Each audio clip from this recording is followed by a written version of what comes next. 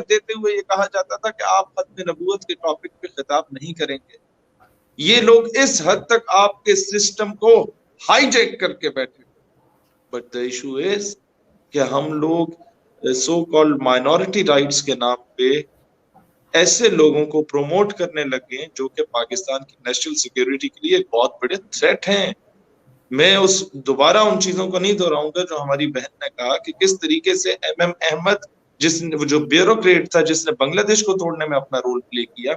میں نہیں بتاؤں گا دوبارہ کہ ہمارا سابق ایئر چیف جس نے گلپاشیاں کیا کرتا تھا ربا میں، میں نہیں اس چیز پہ دوبارہ ڈیٹیل میں جاؤں گا کہ عبدالسلام جیسا تھرڈ کلاس اور گھٹیا آدمی، جو بندہ پاکستان کے آئین کو کہتا تھا کہ نعوذ باللہ میں اسے اپنے جوتے کی نوک پہ رکھتا ہوں، جو قادیانیوں کو نان مسلم ڈکلیئر کرتا ہے، وہ بندہ جو کہتا تھا مجھے پاکستان میں دفن نہ کیا جائے، قادیان میں دفن کیا جائے. لیکن مسئلہ یہ ہوا کہ انڈیا جیسے گھٹیا ملک نے بھی یہ سمجھا کہ یہ عبدالسلام ہم سے زیادہ نیچ اور گھٹیا آدمی ہے، ہم اسے ایکسیپٹ نہیں کریں گے، تم اسے اپنے پاس ہی رکھو.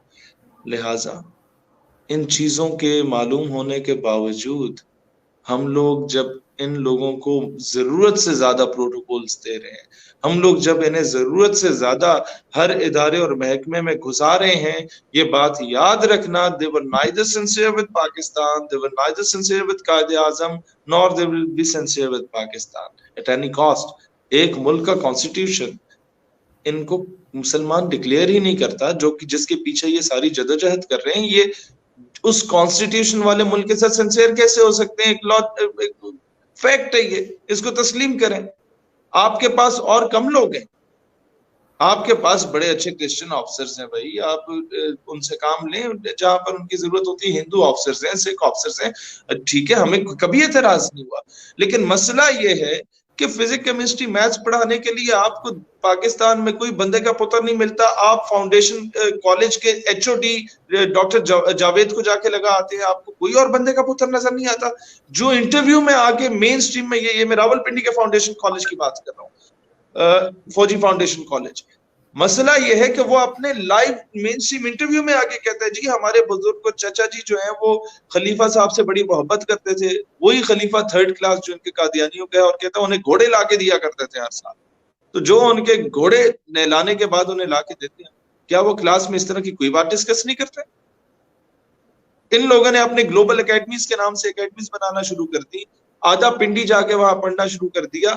اب وہاں سے جو ریونیو جنریٹ ہوتا ہے، ان کے جتنی بزنس مین کمیونٹی ہے وہ اپنے مرکز میں وہ بھجواتے ہیں، اور وہ جو ریونیو ہوتا ہے پھر اسی ریونیو سے یہ ہمارے بڑے بڑے وزیروں اور مشیروں کو خریدا کرتے ہیں. کیا آپ ہمارے حق میں ٹویٹ کر لیں؟ کئی ایسے آپ نے دیکھے ہوں گے کہ ہر پارٹی جن لوٹوں کو استنجا کرنے کے لیے استعمال کرتی ہے اور تحفے میں اگلی پارٹی کو دے جاتی ہے، اس طرح کے کئی لوگ آپ کو، جو کوئی لوگ انہیں ڈبو کہتے ہیں یا اس طرح کی باتیں کرتے ہیں، میں نہیں ان کا نام لینا چاہوں گا، ایسے لوگ ڈائریکٹلی انڈائریکٹلی مذہبی طبقے کو جو چھیڑنا شروع کر دیتے ہیں وہ کس کی اما پہ کرتے ہیں؟ ایسے لوگ جو ملک سے باہر جا کے انہی قادیانیوں کے وزراء کو برطانیہ میں جا کے مل رہے ہوتے ہیں، ان کے سینیٹرز کو جا کے مل رہے ہوتے ہیں، وہ کس بنیاد پہ جا کے مل رہے ہوتے ہیں؟ لہٰذا ان لوگوں کو 3 چیزوں سے آپ کو آؤٹ کرنا پڑے گا. یہ بات ہے جو میں اس وقت کر رہا ہوں. آج پاکستان کا کوئی مولوی یا پیر اس بات کی جرت نہیں کرتا یہ بات کرنے کی. وہ تقریریں کرتا رہے گا لیکن وہ اس بات کرنے کی جرت نہیں کرے گا، کیونکہ اسے پتا اگلے دن اسے ان لوگوں نے سافٹ ویئر اپڈیٹ کر کے رکھ دینا اور ان لوگوں کی دکانداریاں بند ہو جانی ہیں.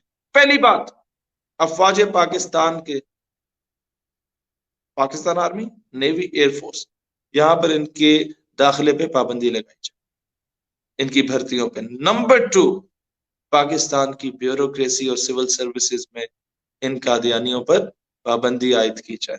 نمبر 3، پاکستان کے اندر ٹیچنگ کے شعبے میں ان قادیانیوں پر پابندی عائد کی جائے. اس کے علاوہ آپ کو کچھ کرنے کی ضرورت ہے، اس کے علاوہ جہاں مرضی نوکری کریں، آپ انہیں پورے یہاں کے اختیارات، رائٹس دے دیں، کوئی مسئلہ نہیں. ان 3 جگہوں سے یہ لوگ نکل جائیں گے اور یقین کے ساتھ نکل جائیں گے.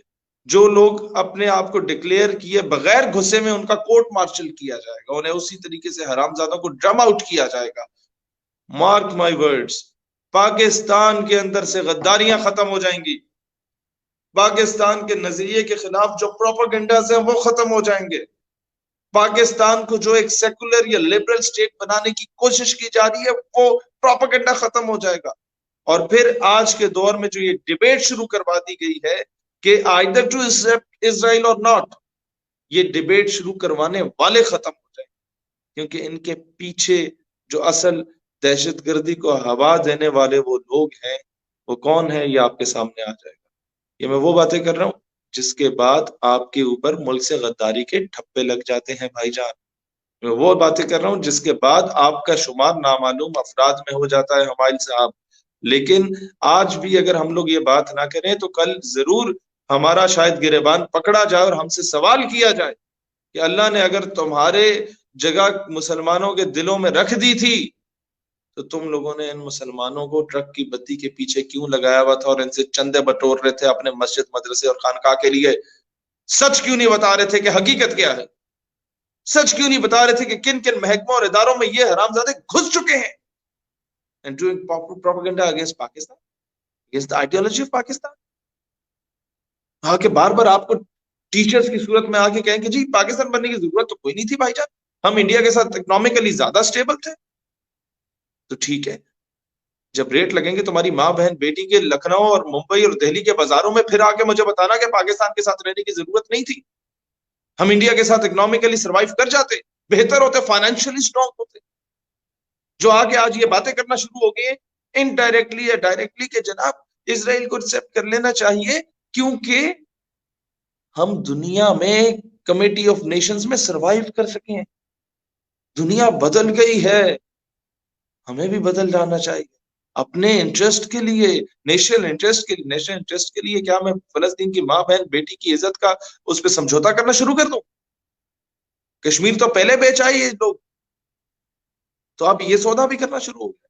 آپ مارک مائی ورڈز, اگر ہم لوگ یہ چیزیں اوپنلی اور اسٹریٹ فارورڈ ہو کے یہ باتیں نہ کریں, مارک مائی ورڈز, آج سے 2 سال کے بعد speaking against Israel will be termed as extremism. اسرائیل کے خلاف بات کرنا پاکستان میں دہشت گردی سمجھا جائے گا, جس طریقے سے مشرف ٹینیور میں امریکہ کے خلاف بات کرنا دہشت گردی سمجھا جاتا تھا. مارک مائی ورڈز, آج سے 2 سال کے بعد آپ کا بندہ, آپ کا مولوی جو ممبر پہ بات کرے گا انڈائریکٹلی کہ یا اللہ فلسطین کے مسلمانوں کو آزادی دلا دے اور ان یہودیوں کو جو ہے نیست و نابود کر دے, وہ غائب ہوگا. جس طریقے سے ایک دور میں مولانا کہا کرتا تھا آج سے 15-20 سال پہلے کہ اللہ افغان طالبان کو, مجاہدین کو کامیابی عطا فرما اور انگریزوں کو نیست و نابود کر اور ان کے حواریوں کو نیست و نابود کر, تو ان کو تھرتھلی مچ جاتی تھی کہ مولانا صاحب جو ہے حواری والی بات کریں تو ہمیں ٹارگٹ کر لیں. مسئلہ یہ ہے کہ ہمارے ادھر ایک انکل ہیں, وہ کہتے ہیں کہ کالا بھی کتا ہے تو چتا بھی کتا ہے, دونوں کتی نے پتر ہیں. لہذا the one who is speaking against the ideology of Pakistan, اس کو بھی eradicate, اس کو بھی against سدباب کرنے کی ضرورت ہے. the one who is speaking against the armed forces of Pakistan, اس کو بھی کریں.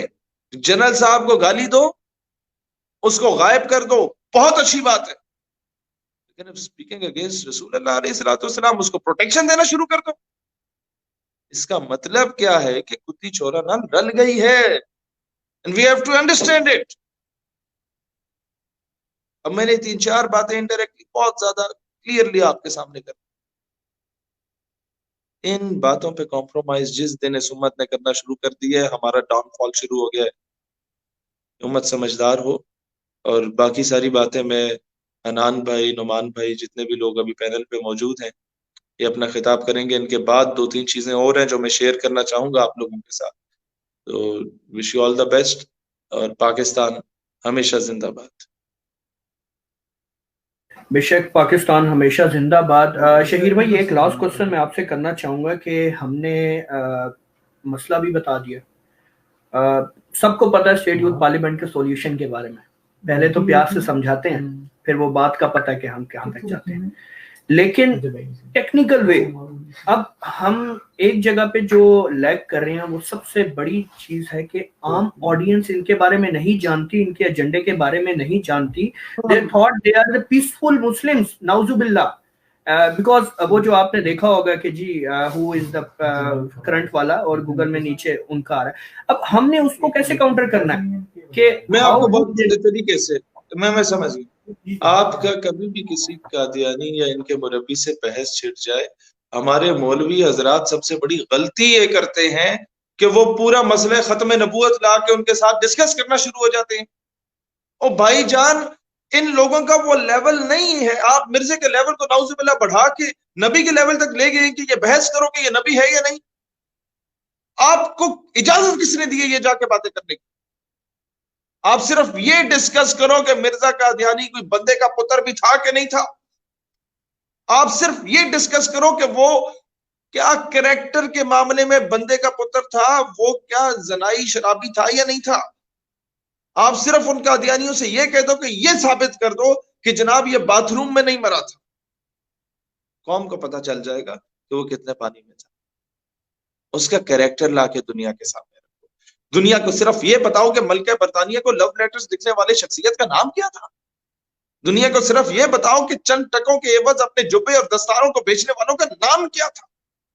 दुनिया को सिर्फ ये बताओ कि 20-20 रुपए के एवज एक मुजाहिद को शहीद करवाने वालों का नाम क्या था। फितने कादियानियत और उसके साथ साथ छोटे मोटे वैसे ही गद्दारों वाले फितने जो हैं ये जड़ से उखेड़ देंगे। लेकिन मसला ये है, इशू सिर्फ ये है कि हम लोगों ने इन चीजों का सही तरीके से सदेबाप करने की कोशिश ही नहीं की। हम लोग खामा में अपने इल्म को झाड़ने के लिए हर वो काम करना शुरू हो गए जिससे हमें ही नुकसान होना शुरू हो गया। लिहाजा उलमा और मशाइख, हम उनके कदमों की खाक के बराबर भी नहीं है, लेकिन उन्हें सोचना होगा कि हम किस थर्ड क्लास किस्म के लोगों के साथ किस आला सतह की गुफ्तगू करने जा रहे हैं। एक छोटे से कैरेक्टरलेस एक जानी शराबी आदमी के पीछे जो ये लोग अपना अजाइलम लेने के चक्कर में, सिर्फ अजाइलम लेने के चक्कर में ये लोग अपना ईमान बेच के ऑस्ट्रेलिया दफा हो जाते हैं या कनाडा दफा हो जाते हैं या ये यूएस में चले जाते हैं या यूके में चले जाते हैं। उन लोगों से हम नबूवत के मामले पे आके बहस कर रहे हैं। आप उन्हें सिर्फ ये कहें कि जिस थर्ड क्लास आदमी का लिबादा ओढ़ के तुम लोगों ने अजाइलम लिया, उस थर्ड क्लास आदमी को ये डिक्लेयर कर दो कि एक ईमानदार आदमी था, ईमान फरोश आदमी नहीं था, या वो इतनी खूबसूरत जगह पे जाके मरा नहीं था, तो हम लोग कह देंगे जी आप लोग ठीक है। वो सारी जिंदगी इसको डिक्लेयर करने में कामयाब नहीं होंगे। लिहाजा सिर्फ ये चीजें बड़े आराम से इनका काउंटर किया जा सकता है। दूसरा ये है काउंटर करने का बहुत आसान तरीका, जो कि हम लोग करना नहीं चाहते क्योंकि हम लोगों की नौकरियां फंस जाती हैं। हम लोग ये बात करना नहीं चाहते कॉलेजेस यूनिवर्सिटीज में, क्योंकि जी हम लोग एक्सपेल हो जाएंगे। हमें तो अपने 2% की डिग्री अपने ईमान से ज्यादा अजीज है ना भाई। जब कोई उल्टी बात करता है हम लोग चूंकि चनाके से काम लेते हैं, हम लोग आएं बाएं शाएं करके अपने नजरिए को समझाने की कोशिश करते हैं। स्ट्रेट फॉरवर्ड क्यों नहीं समझाते? जिस दिन ये मुसलमान स्ट्रेट फॉरवर्ड हो गया, कुछ जरूरत से ज्यादा बोले और उल्टी सीधी बात करे, रख के 2 चवाट उसके चेहरे पे लगा दे, जिस तरीके से ये लोग करते हैं। ये याद रखना दुनिया का कानून है, जिसकी लाठी उसकी भैंस। इजराइल इसी तरीके से ऑक्युपाई करके बैठा हुआ है पैलेस्टाइन की लैंड को, कश्मीर की लैंड को इंडिया इसी तरीके से ऑक्युपाई करके बैठा हुआ है, जूनागढ़ खालिस्तान की भी। लेकिन हम हैं कि हम कहते हैं कि हम लोग बूट पॉलिश करके अंग्रेजों के कुत्ते नहला के कश्मीर वापस ले लेंगे। No, it's not possible. लिहाजा इसी चीज पे जिस तरीके से अयूबी ने इस्लाम का दिफा किया था,